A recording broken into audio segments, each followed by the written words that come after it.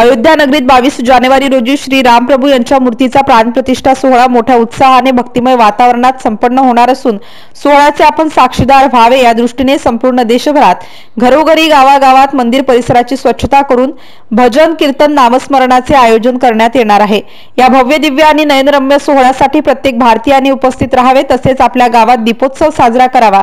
या निमित्ताने अक्षत वितरण केले जात आहे। त्या अनुषंगाने जळगाव तालुक्यातील वाडी येथे 11 जानेवारी रोजी मृदंगाच्या निनादात प्रभात फेरी भैयानगर आनंदनगर कृष्णानगर मार्गाने शोभायात्रा काढण्यात आली।